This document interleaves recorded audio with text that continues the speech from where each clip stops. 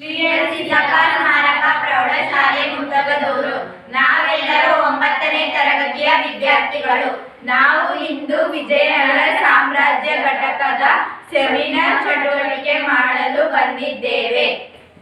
ನನ್ನ ಹೆಸರು ಅನುಷಾ. ನನ್ನ ಹೆಸರು ನಯನ. ನನ್ನ ಹೆಸರು ಮೇಘನಾ. ನನ್ನ ಹೆಸರು ಸಿಂಚನ. ನನ್ನ ಹೆಸರು ಶರಣ್ಯ. ನನ್ನ ಹೆಸರು ಅಮೃತ್.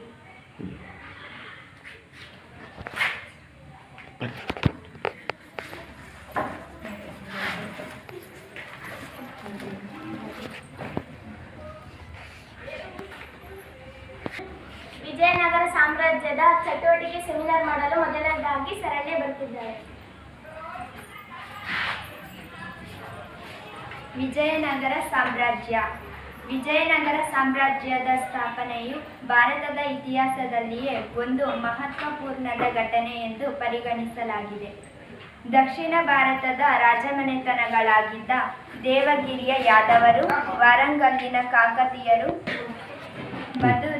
ಮಧುರೆಯ ಪಾಂಡ್ಯರು, ದ್ವಾರ ಸಮುದ್ರದ ಹೊಯ್ಸಳರು ಮತ್ತು ತಂಜಾವೂರಿನ ಚೋಳರು ಅಲಾವುದ್ದೀನ ಭೀಕರ ದಾಳಿಗೆ ತುತ್ತಾದರು. ಇದರ ಪರಿಣಾಮವಾಗಿ ರಾಜಕೀಯ ಅಭದ್ರತೆ, ಅಸ್ಥಿರತೆ, ಕ್ಷೋಭೆ, ಭಯ ಮತ್ತು ಧಾರ್ಮಿಕ ವಿಪ್ಲವ ಕಾಣಿಸಿಕೊಂಡವು. ಈ ಸನ್ನಿವೇಶದಲ್ಲಿ ಶೃಂಗೇರಿ ಮಠದ ಸಂತರಾದ ವಿದ್ಯಾರಣ್ಯರಿಂದ ಬೆಂಬಲ ಮತ್ತು ಸ್ಫೂರ್ತಿ ಪಡೆದು ಶಾಲಿವಾಹನ ಶಕ 1336ರಲ್ಲಿ ಸ್ಥಾಪನೆಯಾದ ವಿಜಯನಗರ ಸಾಮ್ರಾಜ್ಯವು ಧರ್ಮ ಮತ್ತು ಸಂಸ್ಕೃತಿಯನ್ನು ರಚಿಸಿದ್ದಲ್ಲದೆ ಅದರ ಬೆಳವಣಿಗೆಗೆ ಕಾರಣವಾಯಿತು. ಸಂಗಮ ಸಹೋದರರಾದ ಹರಿಹರ ಬುಕ್ಕ, ಕಂಪಣ್ಣ, ಮಾರಪ್ಪ ಮತ್ತು ಮುದ್ದಣ್ಣ ಮಹಾಸಾಹಸಿಗರಾಗಿದ್ದರು. ಇವರಲ್ಲಿ ಮೊದಲಿನ ಇಬ್ಬರಾದ ಹರಿಹರ ಮತ್ತು ಬುಕ್ಕರಾಯರು 1336ರಲ್ಲಿ ತುಂಗಭದ್ರಾ ನದಿಯ ದಡದ ಮೇಲೆ ವಿಜಯನಗರ ಸಾಮ್ರಾಜ್ಯವನ್ನು ಸ್ಥಾಪಿಸಿದರು. ಹಂಪೆಗೆ ಸಮೀಪದ ಆನೆಗೊಂದಿಯಲ್ಲಿ ರಾಜ್ಯ ಸ್ಥಾಪಿಸಿ ಅದನ್ನೇ ಆರಂಭಿಕ ರಾಜಧಾನಿಯನ್ನಾಗಿ ಮಾಡಿಕೊಂಡರು. ಮುಂದೆ ಹಂಪೆ ವಿಜಯನಗರ ಸಾಮ್ರಾಜ್ಯದ ರಾಜಧಾನಿ ಆಯಿತು. ವಿಜಯನಗರ ಸಾಮ್ರಾಜ್ಯದ ರಾಜಧಾನಿ ಹಂಪೆ.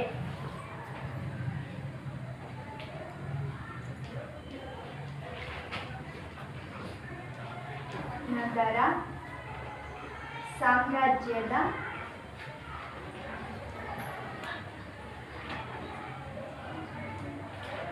ರಾಜಧಾನಿ ಹಂಪೆ ಆಗಿತ್ತು.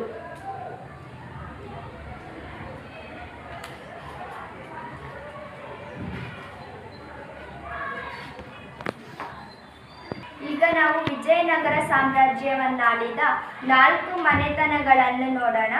ಸಂಗಮ ವಂಶ, ಸಾಳುವ ವಂಶ, ತುಳುವ ವಂಶ, ಅರವೀಡು ವಂಶ.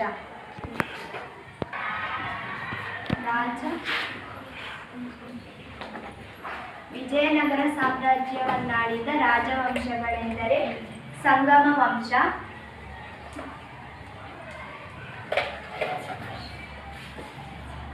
ಸಾಳುವ ವಂಶ,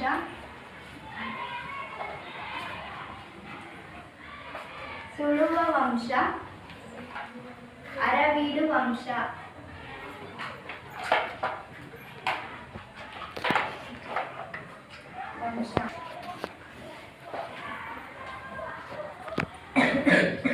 ಈಗ ನಾವು ಸಂಗಮ ವಂಶದ ಬಗ್ಗೆ ತಿಳಿಯೋಣ. ಹರಿಹರನು ಮೈಸೂರಿನ ಕುರುಬ ವಂಶದ ಭಾವನ ಸಂಗಮ ಹಿರಿಯ ಮಗ.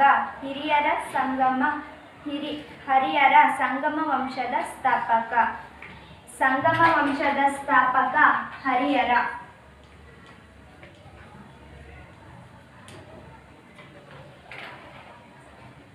ಒಂದನೇ ಹರಿಹರ ವಿಜಯನಗರ ಸಾಮ್ರಾಜ್ಯಕ್ಕೆ ಅಸ್ಥಿಭಾರ ಹಾಕಿ ಕಡಿದಾದ ಬೆಟ್ಟಗಳ ನಡುವಣ ಪ್ರದೇಶದಲ್ಲಿ ರಾಜಧಾನಿ ಅಭಿವೃದ್ಧಿಪಡಿಸಿದನು. ಹರಿಹರ ಮೊದಲ ದೊರೆ ಮತ್ತು ನಂತರ ಅವನ ಸಹೋದರ ಬುಕ್ಕ ಆಳ್ವಿಕೆಗೆ ಬಂದನು. ಈ ವಂಶದ ಪ್ರಸಿದ್ಧ ದೊರೆಗಳೆಂದರೆ 1ನೇ ಹರಿಹರ, ಬುಕ್ಕರಾಯ, ಎರಡನೇ ಹರಿಹರ ಮತ್ತು ಪ್ರೌಢದೇವರಾಯ. ವಿಜಯನಗರ ಸಾಮ್ರಾಜ್ಯವು ದಕ್ಷಿಣ ಭಾರತವನ್ನು 3 ಶತಮಾನಗಳ ಕಾಲ ಆಳ್ವಿಕೆ ನಡೆಸಿತು. ಇದರ ಇತಿಹಾಸವು ಬಹುಮನ್ನ ಮತ್ತು ಇತರೆ ಮುಸ್ಲಿಂ ಆಡಳಿತಗಾರರೊಂದಿಗೆ ಯುದ್ಧಗಳಿಂದ ತುಂಬಿದೆ. ಈಗ ಬುಕ್ಕರಾಯನ ಬಗ್ಗೆ ತಿಳಿಯೋಣ. ಬುಕ್ಕರಾಯನ ಅಡಿಯಲ್ಲಿ ವಿಜಯನಗರ ಸಾಮ್ರಾಜ್ಯ ವಿಸ್ತಾರಗೊಳ್ಳತೊಡಗಿತು. ಬುಕ್ಕನು 21 ವರ್ಷಗಳ ಕಾಲ ಆಡಳಿತ ನಡೆಸಿದನು. ಬುಕ್ಕನು ಕೊಂಡವೀಡನ ರೆಡ್ಡಿಗಳನ್ನು ಸೋಲಿಸಿ ಪೆನುಗೊಂಡೆ ಪ್ರದೇಶವನ್ನು ಬುಕ್ಕನು ವಿಜಯನಗರ ಸಾಮ್ರಾಜ್ಯಕ್ಕೆ ಸೇರಿಸಿದನು. ಬುಕ್ಕನು ಜೈನ್ಯರ ಮತ್ತು ಶ್ರೀ ವೈಷ್ಣವರ ನಡುವಿನ ಧಾರ್ಮಿಕ ಕಲಹವನ್ನು ಬಗೆಹರಿಸಿ ಸರ್ವಮತ ಸಮನ್ವಯತೆಯ ನೀತಿಯನ್ನು ಎತ್ತಿ ಹಿಡಿದನೆಂದು ಶ್ರವಣಬೆಳಗೊಳದ ಶಾಸನ ತಿಳಿಸುತ್ತದೆ. ರಾಜಧಾನಿಯಲ್ಲಿ ಕೋಟೆಯನ್ನು ಕಟ್ಟಿಸಿ ದೇವಾಲಯಗಳನ್ನು ನಿರ್ಮಿಸಿದನು.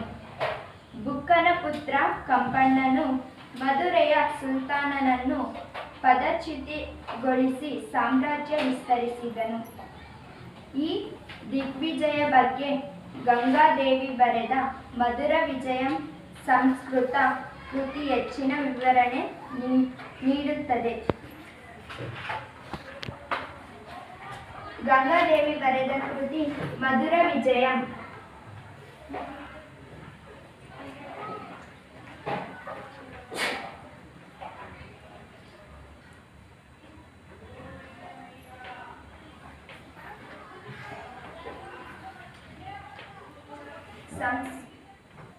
ಬುಕ್ಕನು ರಾಜಧಾನಿಯಲ್ಲಿ ಕೋಟೆಯನ್ನು ಕಟ್ಟಿಸಿ ದೇವಾಲಯಗಳನ್ನು ನಿರ್ಮಿಸಿದನು. ಕೃಷಿ ಚಟುವಟಿಕೆಗಳಿಗೆ ಹೆಚ್ಚಿನ ಪ್ರೋತ್ಸಾಹ ನೀಡಿದನು. ಚೀನಾ ದೇಶದ ಮಿಂಗ್ ವಂಶದ ಸಾಮ್ರಾಟನು ಆಸ್ಥಾನಕ್ಕೆ ಬುಕ್ಕರಾಯ ರಾಯಭಾರಿಯನ್ನು ಕಳುಹಿಸಿದನು. ಬುಕ್ಕರಾಯನು 1380ರಲ್ಲಿ ನಿಧನ ಹೊಂದಿದನು. ಈಗ ನಾವು ಎರಡನೇ ಹರಿಹರನ ಬಗ್ಗೆ ತಿಳಿಯೋಣ. ಬುಕ್ಕರಾಯನ ನಂತರ ಬುಕ್ಕರಾಯನ ಮಗನಾದ ಎರಡನೆಯ ಹರಿಹರ ಅಧಿಕಾರ ವಹಿಸಿಕೊಂಡನು. ಎರಡನೇ ಹರಿಹರನು 27 ವರ್ಷಗಳ ಆಡಳಿತದ ಅವಧಿಯಲ್ಲಿ ವಿಜಯನಗರ ಸಾಮ್ರಾಜ್ಯವು ವಿಶಾಲ ಪ್ರದೇಶಗಳನ್ನೊಳಗೊಂಡಿತ್ತು. ಈತನು ಕೊಂಡವೀಡು, ಕರ್ನೂಲ್, ನೆಲುಕೋಟ್ಗಳನ್ನು ಗೆದ್ದುಕೊಂಡನು. ಬಹುಮನಿಯ ಸುಲ್ತಾನ ಮುಜಾಹಿದ್ ತೀರಿಕೊಂಡ ಕಾಲದಲ್ಲಿ ಈತನು ರಾಜ್ಯವನ್ನು ಗೋವೆಯಿಂದ ಕೊಂಕಣ ಕರಾವಳಿಯ ಉತ್ತರಕ್ಕೆ ವಿಸ್ತರಿಸಿದ. ಕೃಷ್ಣಯ ಉತ್ತರದ ಪಾಂಗಳ ಕೋಟೆಯನ್ನು 1398ರಲ್ಲಿ ವಶಪಡಿಸಿಕೊಂಡನು. ಈಗ ಎರಡನೇ ದೇವರಾಯ ಪ್ರೌಢದೇವರಾಯನ ಬಗ್ಗೆ ತಿಳಿಯೋಣ. ಎರಡನೇ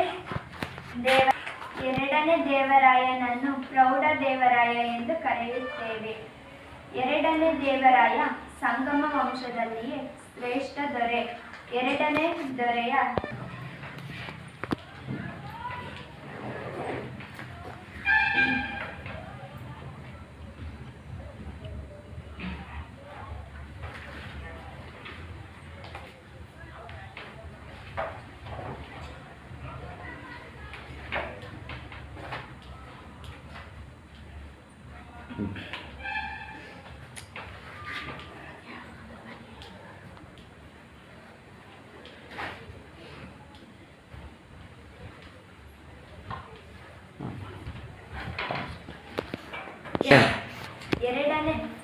ಎರಡನೇ ದೇವರಾಯ ಸಂಗಮ ವಂಶದಲ್ಲಿಯೇ ಶ್ರೇಷ್ಠ ದೊರೆ. ಎರಡನೇ ದೇವರಾಯ ಸಂಗಮ ವಂಶದ ಶ್ರೇಷ್ಠ ದೊರೆ.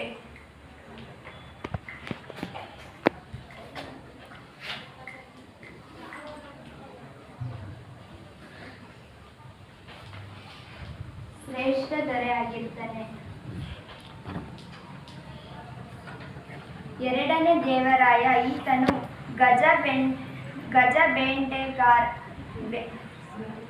ಗಜ ಬೇಟೆಗಾರ ಎಂಬ ಬಿರುದು ಸಹ ಧರಿಸಿದ್ದಾನೆ.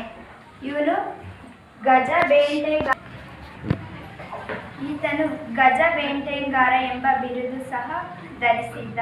ಇದರ ಅರ್ಥ ಅಕ್ಷರಶಃ ಆನೆಗಳ ಬೇಟೆಗಾರ. ಇದು ಆನೆಗಳನ್ನು ಬೇಟೆಯಾಡುವ ಚಟವನ್ನು ವಿವರಿಸಿದ ಗೌರವ ಅಥವಾ ಆನೆಗಳಂತೆ ಬಲಶಾಲಿಯಾಗಿರುವ ಶತ್ರುಗಳ ವಿರುದ್ಧದ ವಿಜಯಗಳನ್ನು ಉಲ್ಲೇಖಿಸುವ ರೂಪವಾಗಿದೆ. ಎರಡನೆಯ ದೇವರಾಯನ ಒರಿಸ್ಸಾದ ಗಜಪತಿ ವಂಶದ ಕಪಿಲೇಂದ್ರನನ್ನು ಸೋಲಿಸಿ ಕೊಂಡವೀಡು ಗೆದ್ದುಕೊಂಡನು. ಗಡಿ ಪ್ರದೇಶದ ರಾಜರುಗಳನ್ನು ಅಡಗಿಸಿ ಈಶಾನ ಗಡಿಯನ್ನು ಕೃಷ್ಣ ನದಿಯವರೆಗೂ ವಿಸ್ತರಿಸಿದ. ನಂತರ ಕೇರಳವನ್ನು ಗೆದ್ದು ಕೇರಳ ಮತ್ತು ಶ್ರೀಲಂಕಾದಿಂದ ಕಪ್ಪ ಕಾಣಿಕೆಗಳನ್ನು ಸ್ವೀಕರಿಸಿದನು. ಇದರಿಂದ ದಕ್ಷಿಣ ಪಥದ ಚಕ್ರವರ್ತಿ ಎಂದು ಕರೆಸಿಕೊಂಡನು. ಈ ವಿಜಯಗಳಿಂದ ವಿಜಯನಗರದ ಸಾಮ್ರಾಜ್ಯ ಸಿಂಹಳದ ಗಡಿಗಳಿಂದ ಗುಲ್ಬರ್ಗದವರೆಗೂ ಮತ್ತು ತೆಲಂಗಾಣದಿಂದ ಮಲಬಾರ್ವರೆಗೂ ವಿಸ್ತರಿಸಿದವು. ಸಾಂಪ್ರದಾಯಿಕ ಶತ್ರುಗಳಾದ ಬಹಮನಿ ಸುಲ್ತಾನ ಅಹಮದ್ ಶಾನನು ಬಿಜಾಪುರದವರೆಗೆ ಅಟ್ಟಿಸಿಕೊಂಡು ಹೋಗಿ ಮುದುಗಲ್ ಮತ್ತು ಬಂಕಾಪುರಗಳನ್ನು ತನ್ನ ಸ್ವಾಧೀನ ಮಾಡಿಕೊಂಡನು. ಎರಡನೇ ಪ್ರೌಢದೇವರಾಯನ ದಳಪತಿಯಾದ ಲಕ್ಕಣ್ಣ ದಂಡೇಶನು ಒಂದು ನೌಕಾ ವಿಜಯ ಯಾತ್ರೆಯನ್ನು ಕೈಗೊಂಡು ಯಶಸ್ವಿಯಾದನು. ಈತನು ಪರಮತ ಸಹಿಷ್ಣುವಾಗಿದ್ದನು. ರಾಜಧಾನಿಯಲ್ಲಿ ಮಸೀದಿಯನ್ನು ನಿರ್ಮಿಸಿದನು. ಜೈನ ಮತ್ತು ವೈಷ್ಣವ ದೇವಾಲಯಗಳು ನಿರ್ಮಾಣಗೊಂಡವು. ಸ್ವತಃ ಕವಿಯಾಗಿದ್ದ ಈತನ ಆಸ್ಥಾನದಲ್ಲಿ ಸಂಸ್ಕೃತ ಕವಿ ಡಿಂಡಿಮ ಮತ್ತು ಕನ್ನಡ ಕವಿ ಲಕ್ಕಣ್ಣ ದಂಡೇಶರು ಇದ್ದರು.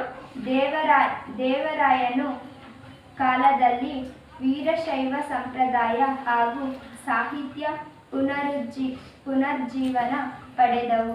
1446ರಲ್ಲಿ ಎರಡನೇ ದೇವರಾಯನ ಮರಣದ ನಂತರ ಬಂದ ದುರ್ಬಲ ಅರಸರೊಂದಿಗೆ ಸಂಗಮ ವಂಶದ ಆಳ್ವಿಕೆ ಮುಕ್ತಾಯವಾಯಿತು.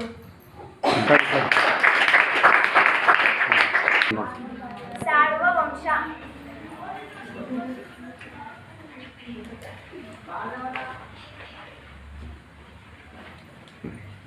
ಸಾಳುವ ವಂಶ 1485ರಿಂದ 1505ರ ನಡುವಿನ ಅವಧಿಯಲ್ಲಿ ಸಾಳ್ವ ಮನೆತನವು ಆಡಳಿತವನ್ನು ನಡೆಸಿತು. ಈ ರಾಜವಂಶದ ಬಗ್ಗೆ ಹೆಚ್ಚಿನ ಮಾಹಿತಿ ತಿಳಿದು ಬಂದಿಲ್ಲ. ಸಾಳುವ ನರಸಿಂಹ ದೇವರಾಯ ತಿಮ್ಮ ಭೂಪಾಲ ಹಿಮ್ಮಡಿ ನರಸಿಂಹ ಈ ವಂಶದ ಪ್ರಮುಖ ಅರಸರು. ಸಾಳುವ ನರಸಿಂಹ ಈ ವಂಶದ ಪ್ರಖ್ಯಾತ ಅರಸ. ತುಳುವ ವಂಶ.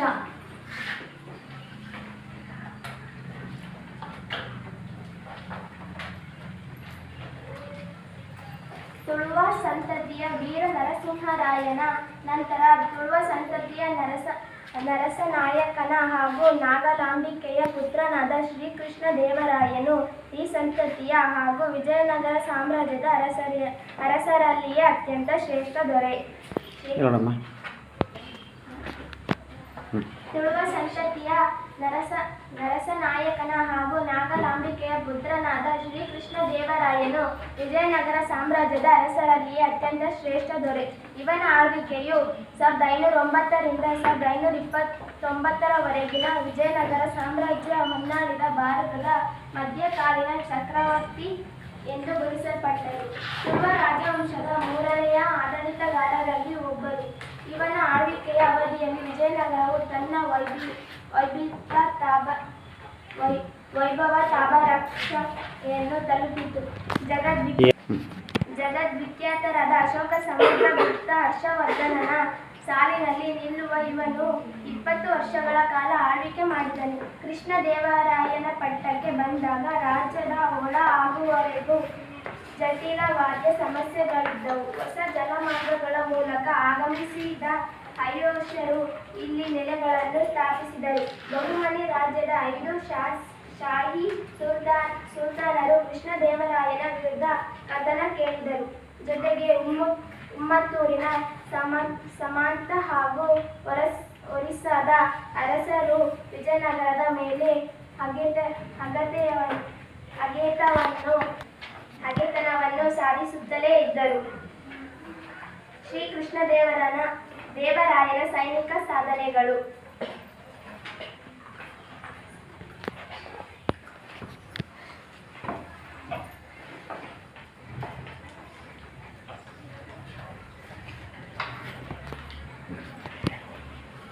ರಾಬರ್ಟ್ ಸಿವಿಲ್ ಹೇಳುವಂತೆ ಶ್ರೀಕೃಷ್ಣದೇವರಾಯನು ಅಸಾಮಾನ್ಯ ಪರಾಕ್ರಮಿ, ಚತುರಮೆ ಸೇನಾನಿ ಮತ್ತು ರಾಜತಾಂತ್ರಿಕ ನಿಪುಣ. ಇವನು ಎಲ್ಲ ಯುದ್ಧಗಳನ್ನು ಜಯಿಸಿ ದಕ್ಷಿಣದಲ್ಲಿ ವಿಜಯನಗರ ಸಾಮ್ರಾಜ್ಯವನ್ನು ವಿಸ್ತರಿಸಿದನು. ಉಮ್ಮತ್ತೂರಿನ ಮಾಂಡಲಿಕ ಗಂಗರಾಜನನ್ನು ಸೋಲಿಸಿ ಅವನಿಂದ ಶಿವಸಮುದ್ರ ಕೋಟೆಯನ್ನು ಗೆದ್ದುಕೊಂಡನು. ನಂತರ ರಾಯಚೂರು ಕೋಟೆಯನ್ನು ಗೆದ್ದುಕೊಳ್ಳದೆ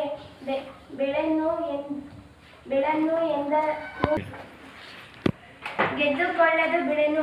ರಾಯನ ಈ ಮಾತು ಆತನ ಕಾರ್ಯಾಚರಣೆಯನ್ನು ತೋರಿಸುತ್ತದೆ. ಕಾಳಿಂಗದ ರಾಜಧಾನಿ ಕಟಕ್ನು ಜಯಿಸಿ ಗಜಪತಿ ವಂಶದ ಪ್ರತಾಪರುದ್ರ ಸೇನವನ್ನು ಸೋಲಿಸಿ ಅವನೊಂದಿಗೆ ವೈಹಿಕ ಸಂಬಂಧವನ್ನು ಬೆಳೆಸಿಕೊಂಡನು. ಶ್ರೀಕೃಷ್ಣದೇವರಾಯನ ವಿಜಯಪುರದ ಅಧಿಕಲ್ಯಾಣವನ್ನು ಸೋಲಿಸಿ ರಾಯಚೂರನ್ನು ಗೆದ್ದುಕೊಂಡನು. ರಾಯಚೂರು ಮುತ್ತಿಗೆಯ ಆರಂಭದಲ್ಲಿ ರಾಯನು ಸೈನಿಕರನ್ನು ಉದ್ದೇಶಿಸಿ, ಈ ಪ್ರಪಂಚದಲ್ಲಿ ಎಲ್ಲರೂ ಸಾಯಲೇಬೇಕು. ಯುದ್ಧದಲ್ಲಿ ಮಾಡಿದರೆ ವೀರ ಸ್ವರ್ಗ, ಗೆದ್ದರೆ ವಿಜಯಲಕ್ಷ್ಮಿ. ಆದ್ದರಿಂದ ಎಲ್ಲರೂ ನನ್ನೊಡನೆ ಬನ್ನಿ, ಕೇಡಿಗಳಾಗಬೇಡಿ ಎಂದು ಅವರನ್ನು ಹುರಿದುಂಬಿಸಿದನು. ರಾಯಚೂರು, ಬೀದರ್ ಮತ್ತು ಕಲಬುರ್ಗಿ ಕೋಟೆಗಳನ್ನು ವಶಪಡಿಸಿಕೊಂಡನು. ಕೃಷ್ಣದೇವರಾಯನು ಬಹುಮನಿ ರಾಜ್ಯದ ಪ್ರಧಾನಿ ಕಾಸಿಂ ಬರಿದನನ್ನು ಸೋಲಿಸಿ ಅವನನ್ನು ಬಂಧಿಸಿದ್ದ ಅಪ್ರಾಪ್ತ ವಯಸ್ಕ ಸುಲ್ತಾನ 2ನೇ ಮಹಮ್ಮದ್ ಷಾನನ್ನು ಬಿಡುಗಡೆ ಸಿಂಹಾಸನದ ಮೇಲೆ ಪ್ರತಿಷ್ಠಾಪಿಸಿ ಅವನ ರಾಜ್ಯ ಪ್ರತಿಷ್ಠಾಚಾರ್ಯ ಎಂಬ ಬಿರುದು ಧರಿಸಿದನು.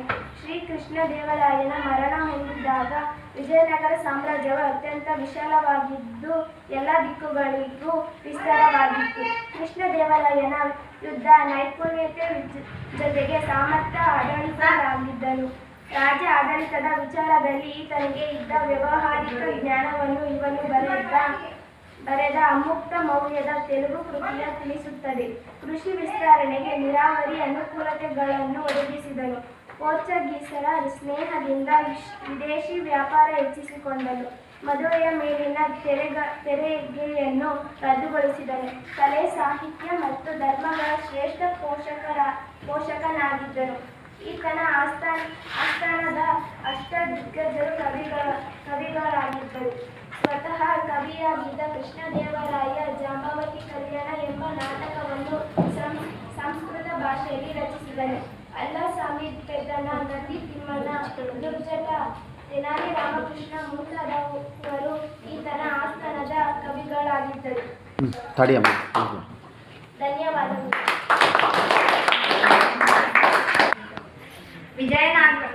ವಿಜಯನಗರ ಸಾಮ್ರಾಜ್ಯದ ಪತನ ಹಾಗೂ ಅರವೀಡು ವಂಶದ ರಾಮರಾಯನ ಬಗ್ಗೆ ವಿಷಯ ಮಂಡನೆ ಮಾಡುತ್ತಿದ್ದೇನೆ.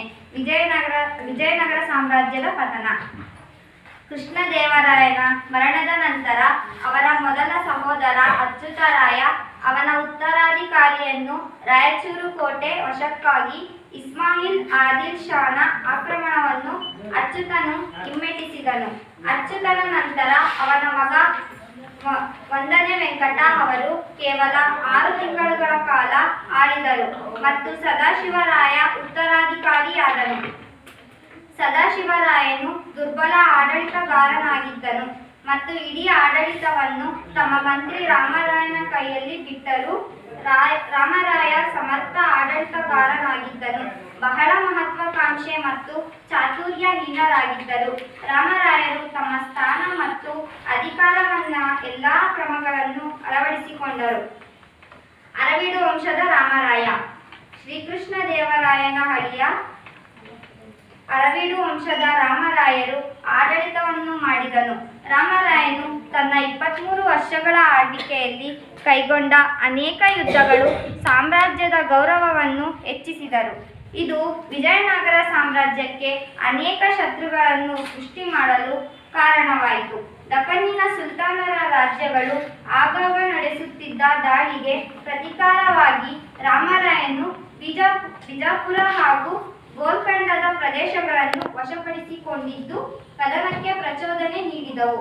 ವಿಜಯನಗರ ಸಾಮ್ರಾಜ್ಯದ ಸಮೃದ್ಧಿಯ ಬಗ್ಗೆ ಮತ್ಸರ ಮತ್ತು ದ್ವೇಷಗಳನ್ನು ಹೊಂದಿದ್ದ ದಖನ್ನಿನ ಸುಲ್ತಾನರು ಧರ್ಮದ ಹೆಸರಿನಲ್ಲಿ ತಮ್ಮ ರಾಜಕೀಯ ಭಿನ್ನಾಭಿಪ್ರಾಯಗಳನ್ನು ಮರೆತು ಒಂದಾದರು. ಅವರುಗಳೆಂದರೆ ಬಿಜಾಪುರ, ಅಹಮದ್ ನಗರ, ಗೋಲ್ಕೊಂಡ ಹಾಗೂ ಬೀದರ್ನ ಶಾಹಿ ಸುಲ್ತಾನರು. ಬಿಜಾಪುರದ ಆದಿಲ್ ಶಾ ಅಳಿಯ ರಾಮರಾಯನನ್ನು ರಾಯಚೂರು ಕೋಟೆಯನ್ನು ಹಿಂದಿರುಗಿಸಬೇಕೆಂದು ಒತ್ತಾಯಿಸಿದನು. ಇದನ್ನು ನಿರಾಕರಿಸಿದ ರಾಮರಾಯನು ಯುದ್ಧಭೂಮಿಯಲ್ಲಿ ಕೋಟೆಯನ್ನು ಮರಳಿ ಪಡೆಯಲು ತಿಳಿಸಿದನು. ಇದು ಕದನಕ್ಕೆ ತತ್ಕ್ಷಣದ ಕಾರಣವಾಯಿತು. ಯುದ್ಧದ ಗತಿ ಸಾಲಿವಾಹನ ಶಕ 1565 ಜನವರಿ 23ರಂದು ತಾಳಿಕೋಟೆ ಕದನ ಅಥವಾ ರಕ್ಕಸ ತಂಗಡಿ ಕದನ ಜರುಗಿತು. ಕದನದಲ್ಲಿ 90 ವರ್ಷ ವಯಸ್ಸಿನ ಅಳಿಯ ರಾಮರಾಯ ವೀರವೇಷದಿಂದ ಹೋರಾಡಿದನು. ಆರಂಭದಲ್ಲಿ ವಿಜಯನಗರದ ಸೈನ್ಯವು ಮೇಲುಗೈ ಸಾಧಿಸಿತು. ಆದರೆ ಶಾಹಿ ಸೈನಿಕರಿಗೆ ಸೆರೆಯಾದ ರಾಮರಾಯನನ್ನು ಶಿರಚ್ಛೇದನ ಮಾಡಿ ರಣರಂಗದಲ್ಲಿ ಪ್ರದರ್ಶಿಸಿದರು. ಇದನ್ನು ಕಂಡ ವಿಜಯನಗರದ ಸೈನಿಕರು ಭಯಗೊಂಡು ದಿಕ್ಕಾಪಾಲಾಗಿ ಓಡಿದರು. ಶಾಹಿ ಸುಲ್ತಾನರಿಗೆ ಜಯವಾಯಿತು. ವಿಜಯ ಸಾಧಿಸಿದ ದಖನ್ನಿನ ಸುಲ್ತಾನರ ಸೈನ್ಯವು ಭವ್ಯವಾಗಿದ್ದ ವಿಜಯನಗರವನ್ನು ಕೊಳ್ಳೆ ಹೊಡೆಯಿತು. ಇದರ ಫಲವಾಗಿ ಸಾಮ್ರಾಜ್ಯದ ರಾಜಧಾನಿ ಹಂಪಿಯು ಹಾಳು ಹಂಪಿಯಾಯಿತು. ಧನ್ಯವಾದಗಳು.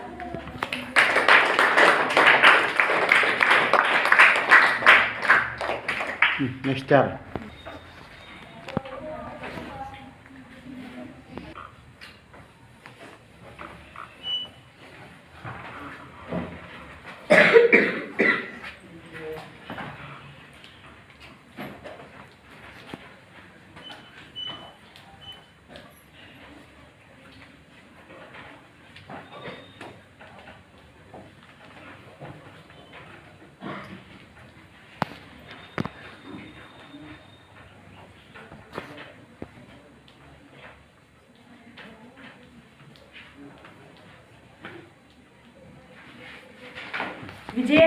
ವಿಜಯನಗರ ಸಾಮ್ರಾಜ್ಯದ ಸಾಂಸ್ಕೃತಿಕ ಕೊಡುಗೆಗಳು.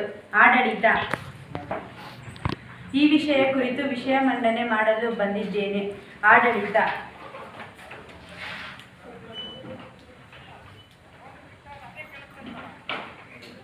ವಿಜಯನಗರ ಸಾಮ್ರಾಜ್ಯದ ಆಡಳಿತವು ಪಾರಂಪರಿಕವಾಗಿ ಮುಂದುವರೆಯಿತು. ರಾಜರು ತಮ್ಮ ಜ್ಯೇಷ್ಠ ಪುತ್ರರನ್ನೇ ಉತ್ತರಾಧಿಕಾರಿಯನ್ನಾಗಿ ಆಯ್ಕೆ ಮಾಡುತ್ತಿದ್ದರು. ವಿಕೇಂದ್ರೀಕೃತ ಅಧಿಕಾರವುಳ್ಳ ಪ್ರಬಲ ಕೇಂದ್ರಾಡಳಿತವನ್ನು ಹೊಂದಿತ್ತು. ಮಂತ್ರಿಮಂಡಲ, ಸೈನ್ಯ ಪ್ರಭುತ್ವ, ಪ್ರಾಂತೀಯ ಮಾಂಡಲಿಕರು ಅಥವಾ ರಾಜನು ಒಬ್ಬ ನಾಯಕನಿಗೆ ಅಥವಾ ಪಾಳೆಗಾರರಿಗೆ ಸೈನಿಕ ಸೇವೆಯ ಷರತ್ತಿನ ಮೇಲೆ ಭೂಮಿಯನ್ನು ಕೊಡುತ್ತಿದ್ದರು. ಪ್ರಾಂತೀಯ ಹಂತದಲ್ಲಿ ನಾಯಕರು ಅಥವಾ ಅಮರ ನಾಯಕರ ಜೊತೆಗೆ ಸ್ಥಳೀಯ ಮಟ್ಟದಲ್ಲಿ ಗ್ರಾಮ ಆಡಳಿತ ಅಸ್ತಿತ್ವದಲ್ಲಿತ್ತು. ತಿಮ್ಮರಸ ಪ್ರಧಾನಮಂತ್ರಿಯಾಗಿದ್ದನು. ಸಾಮ್ರಾಜ್ಯವು ರಾಜ್ಯ, ನಾಡು ಹಾಗೂ ಗ್ರಾಮಗಳೆಂಬ ಆಡಳಿತ ಘಟಕಗಳನ್ನು ಹೊಂದಿತ್ತು. ಅರಸನು ನ್ಯಾಯಾಂಗ ವಿಚಾರಗಳಲ್ಲಿ ಪರಮಾಧಿಕಾರವನ್ನು ಪಡೆದಿದ್ದನು. ಪ್ರಾಂತ್ಯಗಳಲ್ಲಿ ಪ್ರಾಂತ್ಯಾಧಿಕಾರಿಯು ನ್ಯಾಯ ತೀರ್ಮಾನ ಮಾಡುತ್ತಿದ್ದನು. ಶಿಕ್ಷೆಗಳು ಉಗ್ರವಾಗಿದ್ದವು. ಗ್ರಾಮಗಳು ಆಡಳಿತ ವ್ಯವಸ್ಥೆಯ ಕೊನೆಯ ಘಟಕಗಳಾಗಿದ್ದವು. ಅಲ್ಲಿ ಗ್ರಾಮ ಸಭೆಗಳು ಆಡಳಿತ ನಿರ್ವಹಿಸುತ್ತಿದ್ದವು. ಗಾವುಂಡ, ಕರ್ಣಿಕ, ತಳಾರ ಗ್ರಾಮಾಡಳಿತದಲ್ಲಿ ನೆರವಾಗುತ್ತಿದ್ದರು. ಸೇನಾ ವ್ಯವಸ್ಥೆ.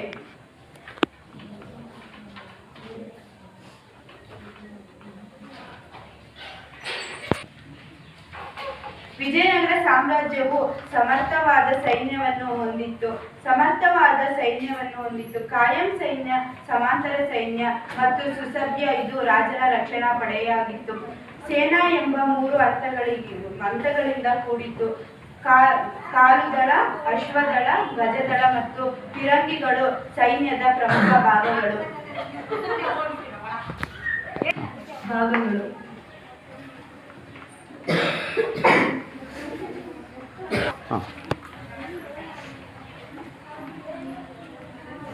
ಸಾವಿರದ 1968ರಿಂದ ಯುದ್ಧದಲ್ಲಿ ಫಿರಂಗಿಗಳ ಉಪಯೋಗ ಆರಂಭವಾಯಿತು. ಧ್ರುವದ ಆಕಾರದ ಆನೆಗಳು ಇದ್ದವು. ಅರಬ್ ದೇಶದ ಕುದುರೆಗಳು ವಿಜಯನಗರ ಸಾಮ್ರಾಜ್ಯದ ಆಕರ್ಷಣೆಯಾಗಿದ್ದವು. ಸೈನ್ಯದಲ್ಲಿ ನೌಕಾಪಡೆಯೂ ಇತ್ತು. ಯಾವ ಜಾತಿಯವರಾದರೂ ಸೈನ್ಯದಲ್ಲಿ ಸೇರಿ ಗೌರವ ಸ್ಥಾನಮಾನ ಹೊಂದಬಹುದಿತ್ತು. ಮುಸ್ಲಿಮರು ಸೈನ್ಯಾಧಿಕಾರಿಗಳಾಗಿದ್ದರು. ಒಕ್ಕಲಿಗರು, ಬೇಡರು, ಪಾಳೆಗಾರರು, ಕೋಟೆ ಕೊತ್ತಲುಗಳು ಯುದ್ಧದಲ್ಲಿ ಪ್ರಮುಖ ಪಾತ್ರ ವಹಿಸುತ್ತಿದ್ದವು. ಸಾಮಾಜಿಕ ವ್ಯವಸ್ಥೆ ಅನೇಕ ವೃತ್ತಿ ಆಧಾರಿತ ಜಾತಿ ವ್ಯವಸ್ಥೆ ಜಾರಿಯಲ್ಲಿತ್ತು. ಕುಶಲ ಕಲೆಗಾರರು, ಕಮ್ಮಾರರು, ಅಕ್ಕಸಾಲಿಗರು, ಕಂಚುಗಾರರು, ಬಡಗಿಗಳು, ನೇಕಾರರು, ಸಮಗರಾಚರು, ಚಮ್ಮಾರರು ಅಧಿಕ ಸಂಖ್ಯೆಯಲ್ಲಿದ್ದರು. ಬಾಲ್ಯ ವಿವಾಹ, ಸತಿ ಸಹಗಮನ ಪದ್ಧತಿ ಮತ್ತು ದೇವದಾಸಿ ಪದ್ಧತಿಗಳು ಸಾಮಾನ್ಯವಾಗಿ ಏಕಪತ್ನಿತ್ವ ರೂಢಿಯಲ್ಲಿದ್ದರು. ದೊರೆಗಳು ಮತ್ತು ಶ್ರೀಮಂತರು ಬಹುಪತ್ನಿಯರನ್ನು ಹೊಂದಿದ್ದರು. ಸ್ತ್ರೀಯರು ಗೌರವದ ಸ್ಥಾನ ಪಡೆದಿದ್ದರು. ವಿಜಯನಗರ ಸಾಮ್ರಾಜ್ಯದಲ್ಲಿ ಶ್ರೀಜಟ್ಟಿಗಳು, ಕುಸ್ತಿಪಟುಗಳು, ಅರಮನೆ ಕಾವಲುಗಾರ್ತಿಯರು ಇದ್ದರು. ಹೋಳಿ, ದೀಪಾವಳಿ ಮತ್ತು ದಸರಾ ಹಬ್ಬಗಳನ್ನು ಸಾರ್ವಜನಿಕವಾಗಿ ಆಚರಿಸಲಾಗುತ್ತಿತ್ತು. ದಸರಾ ಹಬ್ಬವು ಹಂಪಿಯಲ್ಲಿ ರಾಜಾಶ್ರಯದಲ್ಲಿ ವೈಭವದಿಂದ ನಡೆಯುತ್ತಿತ್ತು. ಇದರ ಕುರುಹಾಗಿ ಮಹಾನವಮಿ ದಿಬ್ಬವನ್ನು ಇಂದಿಗೂ ಕಾಣಬಹುದು. ಸಂಗೀತ, ನೃತ್ಯಗಳು ಹೆಚ್ಚಿನ ಜನಮನ್ನಣೆ ಪಡೆದಿದ್ದವು. ನೆಕ್ಸ್ಟ್, ಆರ್ಥಿಕ ವ್ಯವಸ್ಥೆ. ವಿಜಯನಗರ ಸಾಮ್ರಾಜ್ಯವು ಆರ್ಥಿಕವಾಗಿ ಸುಭಿಕ್ಷವಾಗಿತ್ತು. ಭೂಕಂದಾಯ ರಾಜ್ಯದ ಆದಾಯದ ಪ್ರಮುಖ ಮೂಲವಾಗಿತ್ತು. ಭೂಕಂದಾಯ ರಾಜ್ಯದ ಪ್ರಮುಖ ಆದಾಯ ಮೂಲವಾಗಿತ್ತು. ಕೃಷಿಕರು ಸಾಮಾನ್ಯವಾಗಿ ತಮ್ಮ ಉತ್ಪಾದನೆಯ 4/4 ಒಂದು ಭಾಗವನ್ನು ಸರ್ಕಾರಕ್ಕೆ ತೆರಿಗೆಯಾಗಿ ಕೊಡುತ್ತಿದ್ದರು. ವೃತ್ತಿ ತೆರಿಗೆ, ಮನೆ ಕಂದಾಯದಾರಿ, ಸುಂಕ, ಸಂತೆ ಸುಂಕ, ವಾಣಿಜ್ಯ ತೆರಿಗೆ, ಆಮದು ಮತ್ತು ರಫ್ತು ತೆರಿಗೆಗಳು, ಸಾಮಂತರಿಂದ ಬರುವ ಕಪ್ಪ ಕಾಣಿಕೆಗಳು ರಾಜ್ಯದ ಇತರೆ ಆದಾಯ ಮೂಲಗಳಾಗಿದ್ದವು. ಇವರು ವರ್ಷದಲ್ಲಿ ಮುಂಗಾರು ಮತ್ತು ಹಿಂಗಾರು ಬೆಳೆಗಳನ್ನು ಬೆಳೆಯುತ್ತಿದ್ದರು. ಜೋಳ, ರಾಗಿ, ಭತ್ತ, ಸಜ್ಜೆ, ಗೋಧಿ, ಅವರೆ, ಹೆಸರು, ಉದ್ದು, ತೊಗರಿ, ಎಳ್ಳು, ಶೇಂಗಾ, ಹತ್ತಿ, ಕಬ್ಬು, ತೆಂಗು ಮುಖ್ಯ ಬೆಳೆಗಳಾಗಿದ್ದವು. ವಿಜಯನಗರದ ಅರಸರು ಬಾವಿ, ಕೆರೆ, ಕಾಲುವೆಗಳನ್ನು ಕಟ್ಟಿಸುವುದರ ಮೂಲಕ ಕೃಷಿ ನೀರಾವರಿಯನ್ನು ಉತ್ತೇಜಿಸಿದರು. ಇವರ ಕಾಲದಲ್ಲಿ ಗೇಣಿ, ಗುತ್ತಿಗೆ, ಸಿದ್ದಾಯವಾರ ಮತ್ತು ಗಡಿ ಎಂಬ 5 ಬಗೆಯ ಭೂ ಹಿಡುವಳಿ ಪದ್ಧತಿಗಳಿದ್ದವು. ವಿಜಯನಗರ ಸಾಮ್ರಾಜ್ಯದ ಕೆಲವು ಕೈಗಾರಿಕೆ ಮತ್ತು ವಾಣಿಜ್ಯ ಕ್ಷೇತ್ರದಲ್ಲಿ ಮಹತ್ತರ ಪ್ರಗತಿಯನ್ನು ಸಾಧಿಸಿತ್ತು. ಮೆಣಸು, ಲವಂಗ, ಏಲಕ್ಕಿ ಮುಂತಾದ ಮಸಾಲೆ ಸಾಮಾನುಗಳನ್ನು, ಪೆಟ್ಲುಪ್ಪ, ಕಬ್ಬಿಣದ ಅದಿರು, ವಜ್ರ, ಕಲ್ಲು ಸಕ್ಕರೆ, ಕಸ್ತೂರಿ, ಶ್ರೀಗಂಧ, ಸುಗಂಧದ ದ್ರವ್ಯ ಮುಂತಾದವುಗಳನ್ನು ರಫ್ತು ಮಾಡುತ್ತಿದ್ದರು. ಬಟ್ಟೆ ನೇಯ್ಗೆಯ ಮುಖ್ಯ ಕೈಗಾರಿಕೆಗಳು ಇದ್ದವು. ಚಿನ್ನದ ವರಹ, ಗದ್ಯಾಣ ಮತ್ತು ಪಗೋಡ, ಬೆಳ್ಳಿಯ ತಾರ, ತಾಮ್ರದ ಪಣ, ದುಡ್ಡು ಮತ್ತು ಕಾಸುಗಳು ಬಳಕೆಯಲ್ಲಿದ್ದವು. ಭಟ್ಕಳ, ಹೊನ್ನಾವರ, ಮಂಗಳೂರು ವಿಜಯನಗರ ಸಾಮ್ರಾಜ್ಯದ ಮುಖ್ಯ ಬಂದರುಗಳಾಗಿದ್ದವು. ಅರಬ್, ಚೀನಾ, ಪೋರ್ಚುಗಲ್ ಮುಂತಾದ ವಿದೇಶಿ ವ್ಯಾಪಾರಿಗಳು ಸಾಮ್ರಾಜ್ಯದ ಸಂಪರ್ಕ ಹೊಂದಿದ್ದವು. ಧಾರ್ಮಿಕ ವ್ಯವಸ್ಥೆ. ವಿಜಯನಗರ ಸಾಮ್ರಾಜ್ಯವು ಎಲ್ಲ ಮತಗಳಿಗೂ ಪ್ರೋತ್ಸಾಹ ನೀಡಿದ ಕೀರ್ತಿಗೆ ಪಾತ್ರವಾಗಿದೆ. ಶ್ರೀ ವೈಷ್ಣವ ಮತ್ತು ಜೈನ ಮತಾವಲಂಬಿಗಳು ತಮ್ಮ ಮತಾಭಿಪ್ರಾಯಗಳನ್ನು ಮರೆತು ಪರಸ್ಪರ ಗೌರವದಿಂದ ಬಾಳುವಂತ ವಾತಾವರಣವಿತ್ತು. ವಿಜಯನಗರ ಸಾಮ್ರಾಜ್ಯವನ್ನಾಳಿದ ಆರಂಭದ ಅರಸರು ಶೈವ ಮತ್ತು ವೀರಶೈವ ಪೋಷಕರಾಗಿದ್ದರೆ, ನಂತರದವನು ವೈಷ್ಣವ ಮತದ ಉಪಸಹಾಯಕನಾಗಿದ್ದರು. ವಿಜಯನಗರ ಸಾಮ್ರಾಜ್ಯದಲ್ಲಿ ಮುಸ್ಲಿಮರಿಗೆ ಮಸೀದಿಗಳನ್ನು ಕಟ್ಟಿಸಲಾಗಿತ್ತು. ಪೋರ್ಚುಗೀಸರೊಂದಿಗೆ ವ್ಯಾಪಾರ ವೃದ್ಧಿಸಿಕೊಂಡ ವಿಜಯನಗರದ ಅರಸರು ಕ್ರಿಶ್ಚಿಯಾನಿಟಿಗೂ ಪ್ರೋತ್ಸಾಹ ಕೊಟ್ಟರಲ್ಲದೆ ಚರ್ಚುಗಳನ್ನು ಕಟ್ಟಲು ಅನುಮತಿ ನೀಡಿದರು. ಸಾಹಿತ್ಯ. ಸಾಮ್ರಾಜ್ಯದಲ್ಲಿ ಏರ್ಪಟ್ಟಿದ್ದ ಶಾಂತಿ ಮತ್ತು ಸುವ್ಯವಸ್ಥೆ ಆರ್ಥಿಕ ಪ್ರಗತಿಯ ಪರಿಣಾಮದಿಂದ ಸಾಹಿತ್ಯವು ಸಲುವಾಗಿ ಬೆಳೆಯಿತು. ಕನ್ನಡ, ಸಂಸ್ಕೃತ, ತೆಲುಗು ಮತ್ತು ತಮಿಳು ಭಾಷೆಯ ಸಾಹಿತ್ಯ ಕೃತಿಗಳು ರಚನೆಯಾದವು.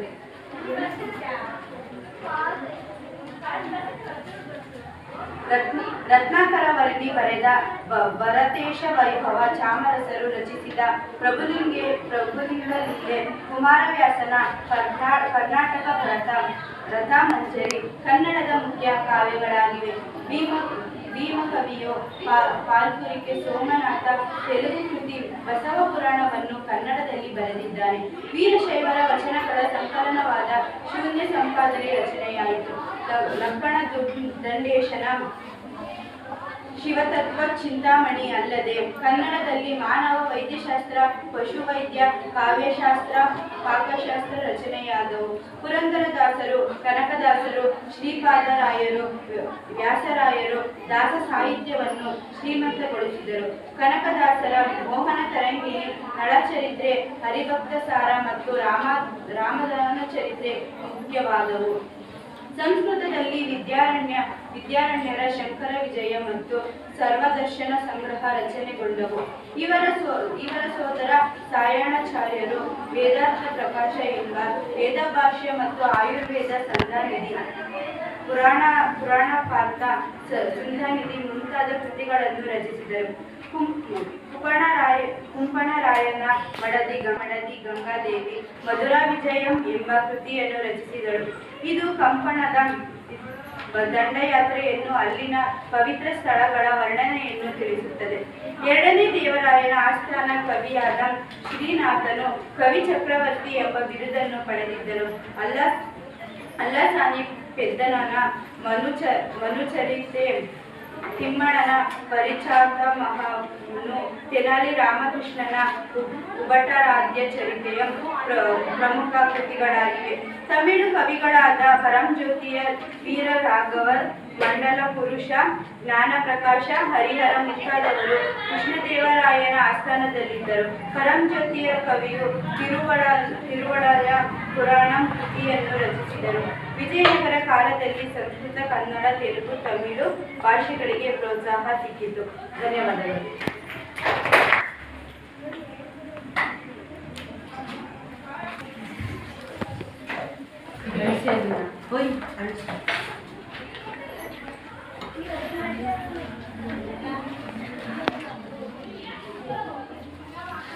ಕಲೆ ಮತ್ತು ವಾಸ್ತುಶಿಲ್ಪ ಈ ವಿಷಯವನ್ನು ಕುರಿತು ವಿಷಯ ಮಂಡಳಿ ಮಾಡಲು ಬಂದಿದ್ದೇನೆ.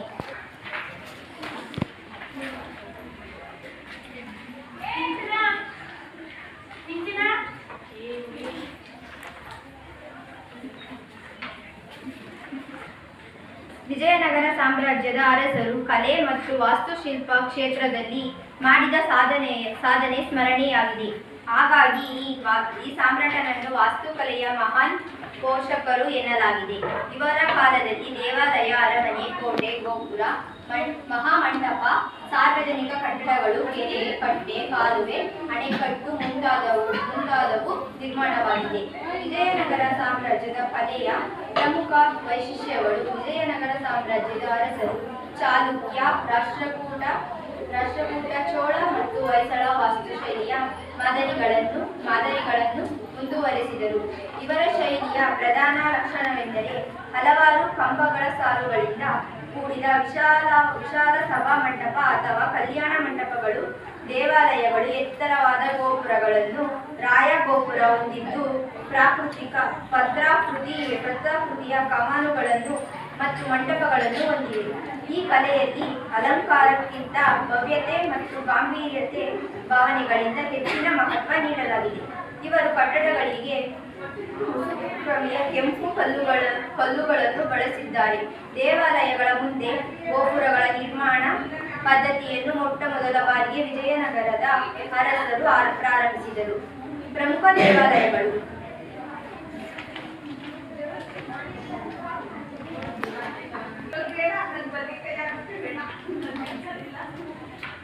ಇವರ ಕಾಲದಲ್ಲಿ ನಿರ್ಮಾಣವಾಗಿರುವ ದೇವಾಲಯಗಳನ್ನು ಹಂಪೆ, ಶೃಂಗೇರಿ, ತಿರುಪತಿ, ಕಂಚಿ, ಲೇಪಾಕ್ಷಿ, ಕರ್ಕಳ, ಬೇಳ್ಕಟ್ಟ, ಚಿದಂಬರಂ, ಕಾಳಹಸ್ತಿ, ನಂದಿ, ಶ್ರೀಶೈಲಿ, ಕೋಲಾರ ಮುಂತಾದ ಕಡೆಗಳಲ್ಲಿ ಕಾಣಬಹುದು. ವಿದ್ಯಾಶಂಕರ ದೇವಾಲಯವು ವಿಜಯನಗರ ಕಾಲದ ಆರಂಭದ ದೇವಾಲಯಗಳಲ್ಲಿ ಪ್ರಮುಖವಾಗಿದೆ. ಈ ದೇವಾಲಯದ ವಿನ್ಯಾಸವು ಭಾರತದಲ್ಲಿಯೇ ಅಪೂರ್ವ ಮಾದರಿಯಾಗಿದೆ. ವಿಜಯನಗರ ಸಾಮ್ರಾಜ್ಯದಲ್ಲಿರುವ ಅತ್ಯಂತ ಪ್ರಾಚೀನ ದೇವಾಲಯವೆಂದರೆ ಹಂಪಿ ವಿರೂಪಾಕ್ಷ ದೇವಾಲಯ. ವಿಶಾಲವಾದ ಪ್ರಾಂಗಣವನ್ನು ಹೊಂದಿರುವ ಈ ಸೊಗಸಾದ ಕೆತ್ತನೆಯ ಕಂಬಗಳು ಅಲಂಕೃತ ಚಾವಣಿಯನ್ನು ಹೊಂದಿದೆ. ಹಂಪಿಯಲ್ಲಿರುವ ವಿಜಯ ವಿಠಲ ದೇವಾಲಯವು ಶೃಂಗಾರಾಮಯ ಕಲಾತ್ಮಕ ಕೆಲಸಕ್ಕೆ ಹೆಸರಾಗಿದೆ. ಸಪ್ತಸ್ವರಗಳ ಧ್ವನಿಸುವ ಕಂಬಗಳು, ವಿಶಾಲವಾದ ಕಲ್ಲಿನ ಮಂಟಪಗಳು, ಕಲ್ಲಿನಲ್ಲಿ ಕೆತ್ತಿದ ರಥ ಈ ದೇವಾಲಯ ಸೌಂದರ್ಯವನ್ನು ಹೆಚ್ಚಿಸಿವೆ. ಕೃಷ್ಣದೇವರಾಯ ನಿರ್ಮಿಸಿದ ಮಹಾನವಮಿ ದಿಬ್ಬದಲ್ಲಿ ನವರಾತ್ರಿ ಉತ್ಸವ ನಡೆಯುತ್ತಿತ್ತು. ರಾಜಧಾನಿಗೆ ಬಹಳ ದೂರದ ಪ್ರಾಂತಗಳಿಂದಲೂ ರಾಜರು, ಮಂಡಲೇಶ್ವರರು ಚಕ್ರವರ್ತಿಯ ಆಜ್ಞೆಯ ಮೇರೆಗೆ ಬಂದು ಸೇರುವರೆಂದು ಪರ್ಷಿಯಾದ ರಾಯಭಾರಿ ಅಬ್ದುಲ್ ರಜಾಕ್ ಹೇಳುತ್ತಾನೆ. ಕಮಲ್ ಮಹಲ್, ಗಜಶಾಲೆ, ರಾಣಿ ಸ್ನಾನಗೃಹ ಹಿಂದೂ ಮುಸ್ಲಿಂ ಶೈಲಿಯ ಉತ್ತಮ ಕಟ್ಟಡಗಳಾಗಿವೆ. ಲಕ್ಷ್ಮೀ ನರಸಿಂಹ ಕಡಲೆಕಾಳು, ಗಣೇಶ ಸಾಸಿವೆಕಾಳು, ಗಣೇಶ ಬುದ್ಧನ ವೀರಭದ್ರ ಶಿಲ್ಪಗಳು ಆಕರ್ಷಕವಾಗಿ ವಿಜಯನಗರ ಸಾಮ್ರಾಜ್ಯದ ಕಾಲದ ಹಂಪಿಯ ಕೋಟೆಯು ಭದ್ರವಾಗಿ 7 ಸುತ್ತಿನಿಂದಲೂ ಕೂಡಿದ್ದು, ಪ್ರಸ್ತುತ 4 ಸುತ್ತುಗಳು ಉಳಿಸಿಕೊಂಡು ಸಂಗೀತ ಮತ್ತು ನೃತ್ಯ ವಿಜಯನಗರ ಸಾಮ್ರಾಜ್ಯದ ದೊರೆಗಳು ಲಲಿತ ಕಲೆಗಳಾದ ಸಂಗೀತ, ನೃತ್ಯ, ನಾಟಕ ಇತ್ಯಾದಿ ಕಲೆಗಳನ್ನು ಪೋಷಿಸಿ ಬೆಳೆಸಿದರು. ಕಲಾವಿದರಿಗೆ ಅರಮನೆ ಮತ್ತು ದೇವಾಲಯಗಳಲ್ಲಿ ಹೆಚ್ಚಿನ ಗೌರವವಿತ್ತು.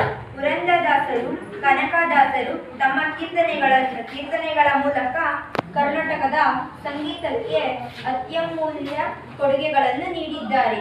ನರ್ತಕಿಯರು ಸಾರ್ವತ್ರಿಕ ಘೋಷಿತರಾಗಿ ದೇವಾಲಯ ಮತ್ತು ಅರಮನೆಗಳಲ್ಲಿ ನೃತ್ಯ ಪ್ರದರ್ಶನ ನೀಡುತ್ತಿದ್ದರು. ಧನ್ಯವಾದಗಳು.